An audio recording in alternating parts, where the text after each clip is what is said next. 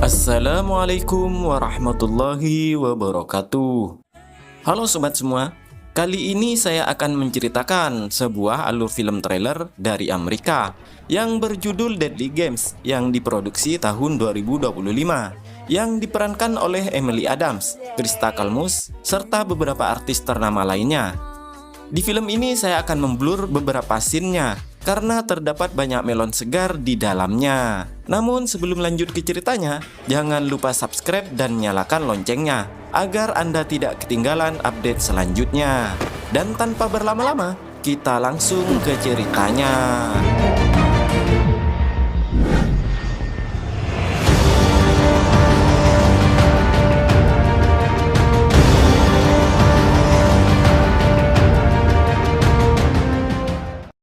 Film ini menceritakan tentang beberapa influencer yang diundang ke sebuah pulau pribadi milik seorang miliarder yang sangat kaya raya untuk ditawarkan kerjasama dalam mengembangkan akun media sosial mereka. Namun saat berada di sana, mereka mendapatkan teror yang bahkan mengancam nyawa mereka semua. Dan inilah dia, Deadly Games.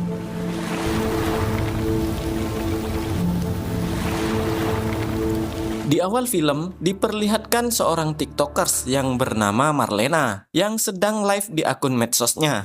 Pada saat itu, dia menawarkan akan membuka semua pakaiannya jika dia mendapatkan gift paus dan singa dari penontonnya. Dan saat hendak mandi, tiba-tiba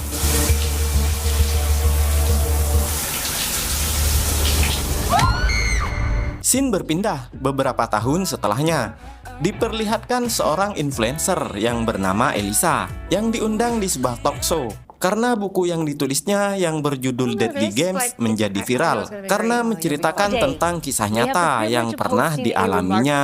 Deadly Games, based on her own inspiration for all those who seek strength to overcome change. I am so happy to be here.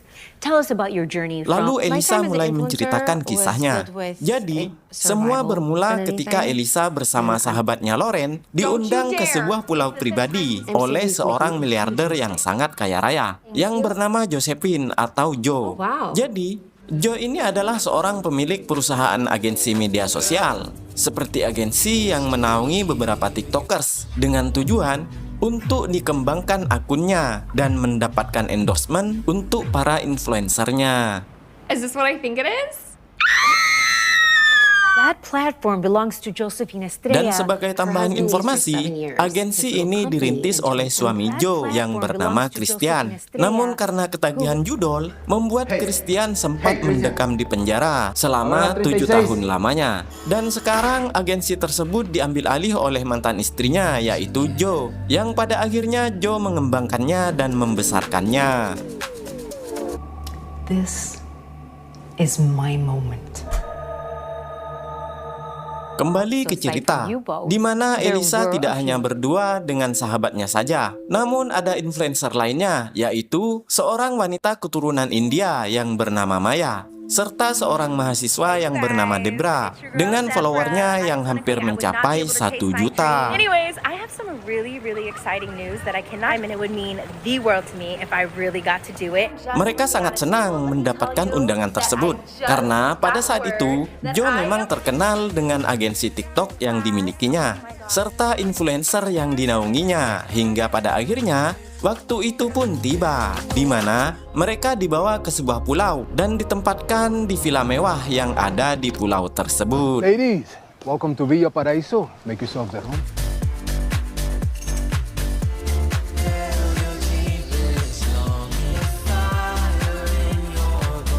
Di sini kita akan diperkenalkan dengan Rebecca, yaitu pengawal sekaligus asisten pribadi Joe. Dan juga ada pengawal lainnya yang bernama Alex dan juga Eddie, yang sama-sama tidak memiliki rambut di kepalanya. And Alex will show you around town and make sure you have a good time. Setelahnya, mereka dipertemukan dengan Joe di ruang kerjanya.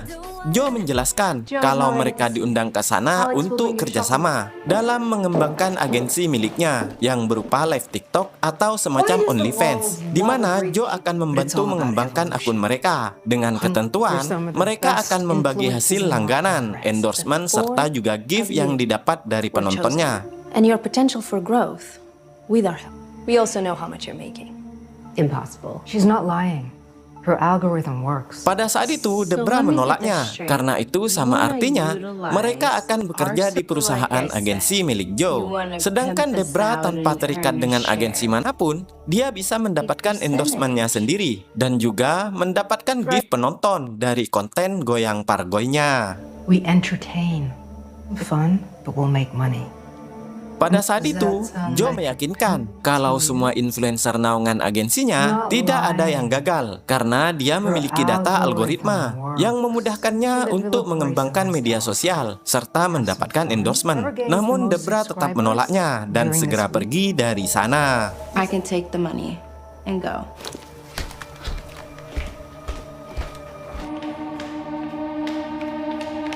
Berpindah kepada mantan suami Joe, yaitu Christian, yang baru sampai di villa.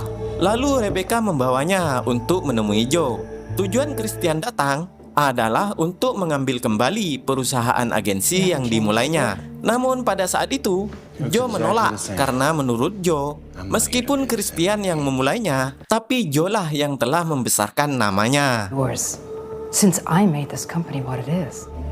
Check into the guest house until we come to an understanding. Kembali kepada Debra yang hendak pergi dari sana. Namun saat di pintu gerbang, dia merasa ada yang memperhatikannya. Dan saat Debra menghampirinya, tanpa diduga ada seseorang yang mencekiknya hingga menewaskannya.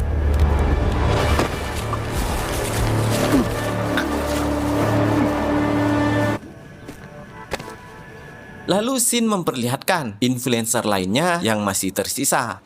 Diperlihatkan Lauren dan Maya yang sedang bersantai di tepi kolam. Sedangkan Elisa masih sibuk dengan live TikToknya. Namun saat Elisa hendak menghampiri teman lainnya, tanpa sengaja dia menabrak Rebecca.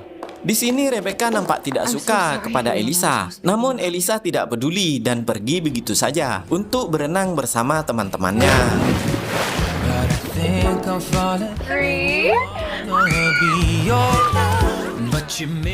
Di waktu yang sama, diperlihatkan Eddie yang sedang berada di halaman belakang villa. Namun tiba-tiba, dia mendengar suara dari pos jaga.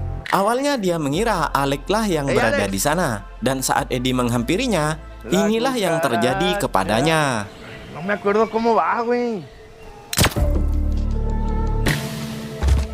Di malam harinya, Rebecca menghampiri Joe dan menanyakan kenapa Christian dibiarkan ada di sana. Joe menjelaskan kalau dia membiarkan Christian di sana untuk memastikan Christian tidak mengambil alih perusahaannya. Lalu Rebecca menanyakan tentang Marlena, tapi Joe hanya diam saja dan mengalihkan topik pembicaraannya. Look at what's coming to him.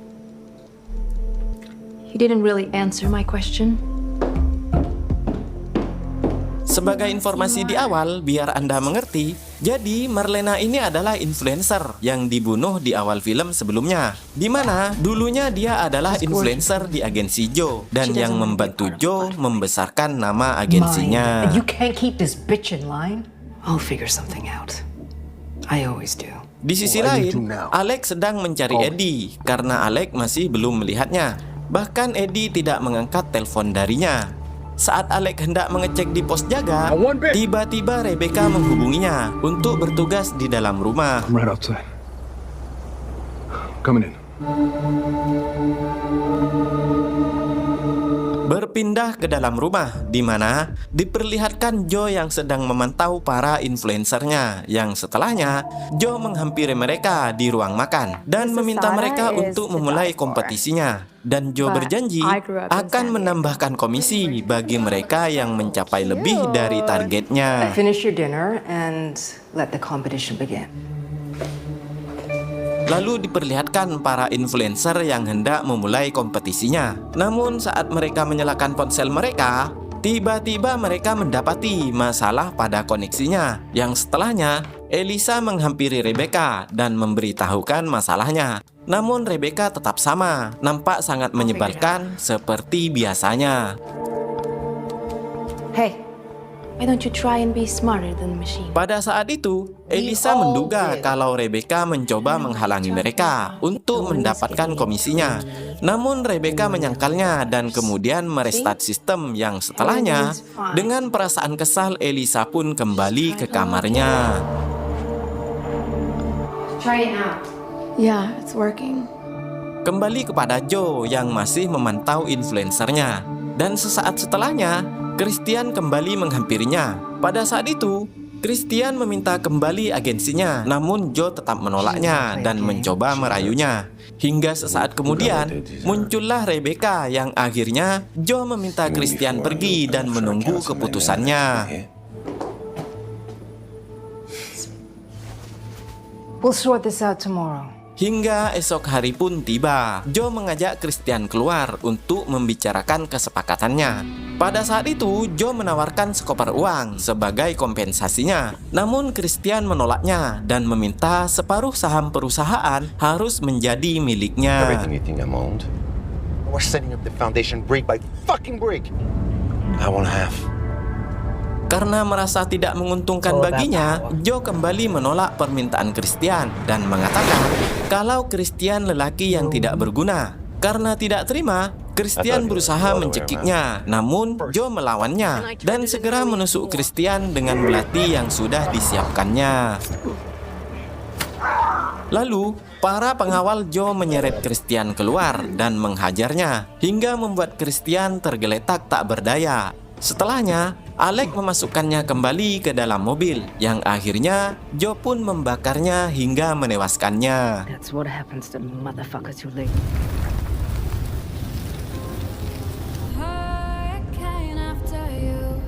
Hingga di malam harinya, saat para influencer hendak melanjutkan kembali kompetisinya, di luar Alec mencoba mencari Eddie karena belum mendapatkan kabar apapun darinya. Dan saat Alec mengeceknya ke dalam pos jaga, dia sangat kaget karena mendapati Eddie tergeletak tak bernyawa.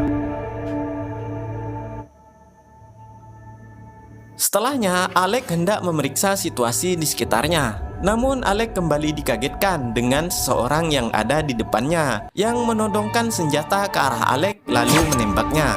Pada saat itu, Alisa memergokinya, namun karena jaraknya yang jauh, Elisa tidak melihat jelas siapakah orangnya.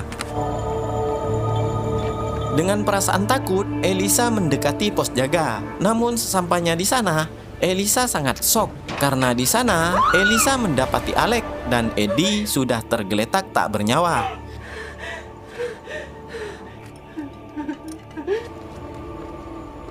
Lalu Elisa menghampiri Maya di kamarnya dan menjelaskan semua yang sudah dilihatnya kepada Maya, yang kemudian memberikan senjata kepada Maya. Sedangkan Elisa akan mencari Lauren dan mengajak mereka pergi dari sana. We need to get Lauren. Just get dressed, okay? Lalu scene berpindah, memperlihatkan Joe yang sedang bersantai di depan villa. Beberapa saat kemudian, Rebecca datang menghampirinya dan menanyakan apa yang akan mereka lakukan selanjutnya. Joe menjelaskan kalau dia sudah membunuh Christian dan tidak ada lagi yang akan menghalangi mereka. Namun Joe terkejut saat Rebecca mengatakan kalau bukan itu yang dimaksud olehnya. Tapi Rebecca ingin membahas tentang Marlena, yaitu salah satu influencer mereka yang sebelumnya. You know, I really cared. And you still killed her? How dare you? I watched you kill her. Jadi, Marlena adalah kekasih Rebecca. Karena keseksian dan followernya, Marlena membantu Joe mengembangkan bisnisnya. Namun, karena tidak ingin ada yang menghalanginya, Joe pun akhirnya membunuh Marlena. Pada saat itu, Joe hanya mengatakan kepada Rebecca kalau Marlena hanya pergi untuk sementara. Sedangkan pada saat kejadian, Rebecca sebenarnya mengetahuinya. Namun Rebecca masih menyusun rencana untuk membalas dendam kepada Joe dan akan menguras semua hartanya. I had Alex kill Hillary and Deborah. Beralih kepada Lauren yang hendak mencari udara segar di luar villa. Namun sesampainya di depan villa, dia mendapati Rebecca yang menodongkan senjata kepada Joe dan menembaknya. Pada saat itu, Loren hendak segera pergi. Namun sialnya, Rebecca memergokinya dan pada akhirnya juga membunuhnya. I know you're there. Please, what I swear to God. To get to where I am now. I'm sorry. Setelah membunuh Loren, Rebecca menghampiri mayat Joe dan mencongkel bola matanya untuk membuka laptop Joe dan menguras semua saldonya. Namun saat itu Maya juga datang ke sana dan memergokinya, yang akhirnya Rebecca mengejar Maya untuk dieksekusinya. Maya yang ketakutan berlari sampai ke lantai bawah. Namun, Rebecca masih saja mengejarnya hingga menarik bajunya. Dan sialnya, saat di halaman villa, Rebecca menembak Maya hingga membuat Maya tergeletak tak berdaya. Kembali kepada Elisa yang sedang mencari Loren di sekeliling villa. Namun sesampainya di depan villa, Elisa sangat shock karena mendapati sahabatnya yang tergeletak tak bernyawa.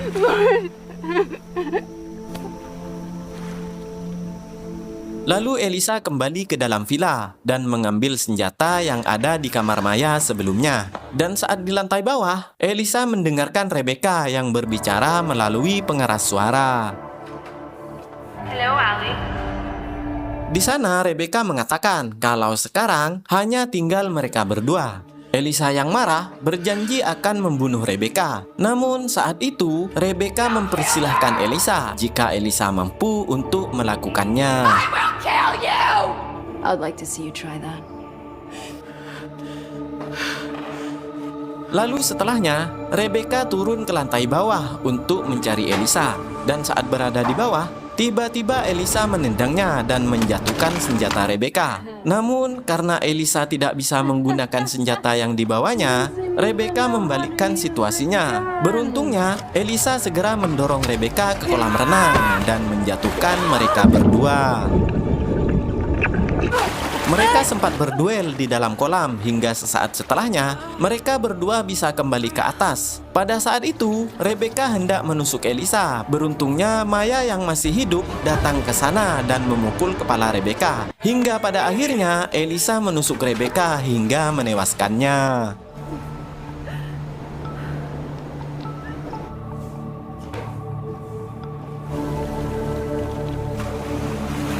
Di akhir film, diperlihatkan Maya yang sedang duduk bersama ayahnya dan juga Elisa yang mengakhiri talkshow-nya. Dan kini mereka menjalani hari-hari selanjutnya dengan sangat bahagia setelah kisah tragis yang pernah dialami keduanya.